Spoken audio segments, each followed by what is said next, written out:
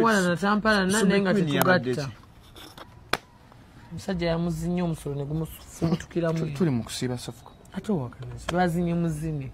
Bwe bamaze obutakwatagana na musajja ne balwana. Nakuba omusajja n'omusajja n'amukuba. Musajja we yamaze omukuba n'azirika n'agenda mukoma ne balyoka bamutwala mu ddwaliro. Akwati babibuzaabuziza mbu agudde mbabbi.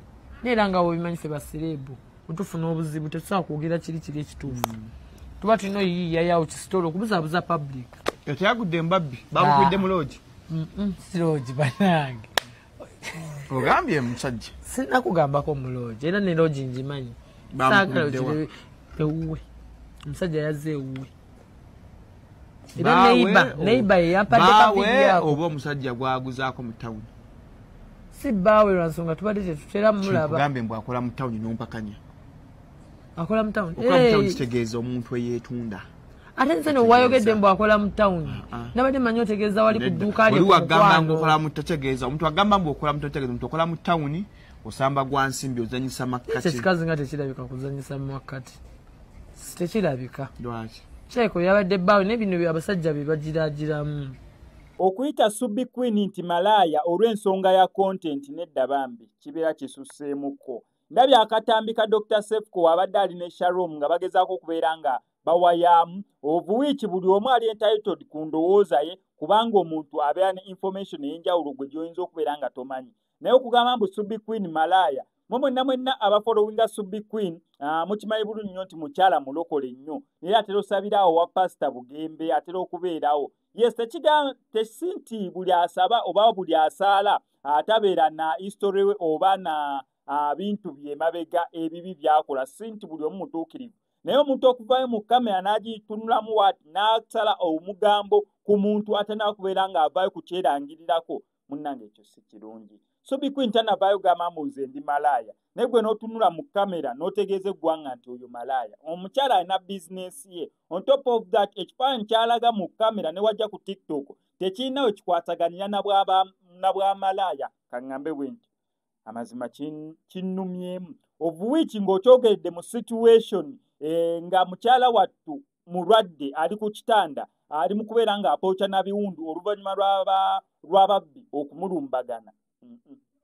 Twagadde nnyo content, twagadde nnyo views, naye nze tezinnaba kubeera nga zituusa ku ekyo nedda. Singa tweddaabula ne tugamba sister wange wabeera nga gwe basazeeko ekigambo ekyo mbu oli malaaya. On top of that nga bakimusaliddeko mu mbeera ki mukazi wattu ng'ali ku ndiri n'omuyita malaaya.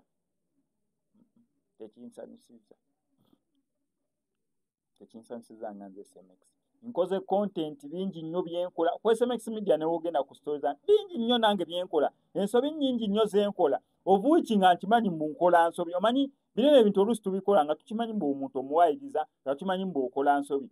Nze nga SMX tunuka nkibabuulire waneeno taito zange ezisinga most cases taito nteekako kyempulira kyenjagala as long as kyenjogera munda mu video kyekituufu.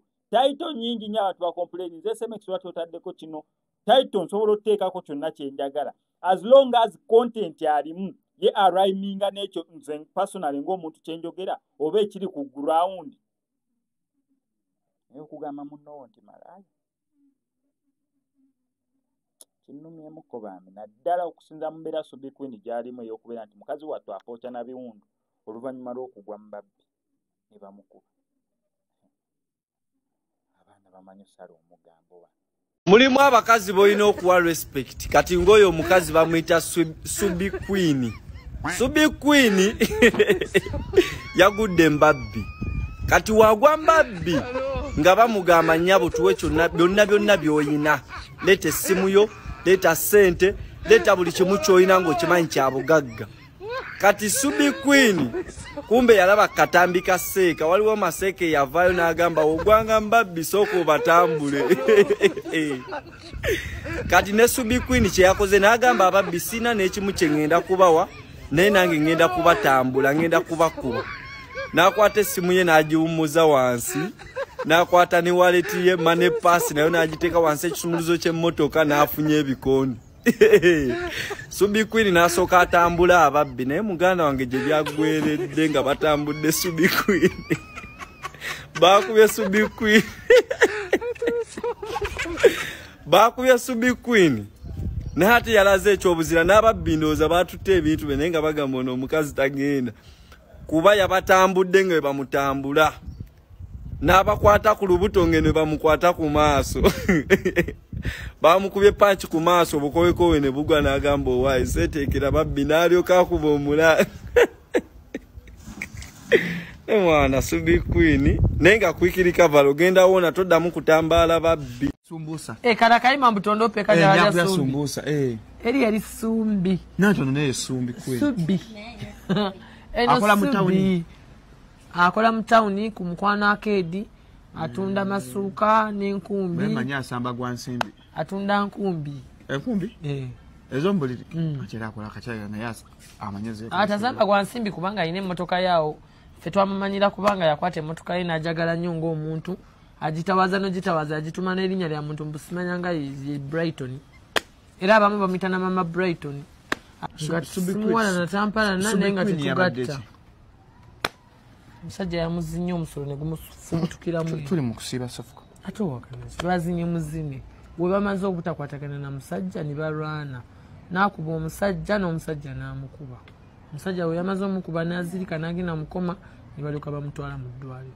bakuba nti babibuzaabuziza mbu agudde embabbi neera nga webimanyi ffe basireebu otufuna obuzibu tetusobola kwogera kiri ekituufu tuba tulina oyiyiya yawo kisitolo okubuzaabuza public yagudde embabbi bamukwidde mu loogi si loogi banange ogambye musajja sinakugambako mu loogi era ne loogi ngimanyi saagala ewuwe omusajja yazze ewuwe era neiba yeyampadde kavidiyo oba omusajja gwaguzaako mu tawuni si bbaawe lwa nsonga tubadde tetutera mulaba kugambye mbw akola mu tawuni n'ompakanya akola mu tawuni okola mu tawuni kitegeeza omuntu eyeetunda ate nze nowayogedde mbw akola mu tawuni nabadde manyi otegeeza wali ku dduuka lye omuntu agamba mbw okola mu tegeeza omuntu okola mu tawuni osamba gwa nsimbi ozanyisa makkati ekikazi nga tekirabika kuzanyisa makkati tekirabika lwaki kyeko yabadde bbaawe nebino abasajja be bagiragiramu nga nawe odulu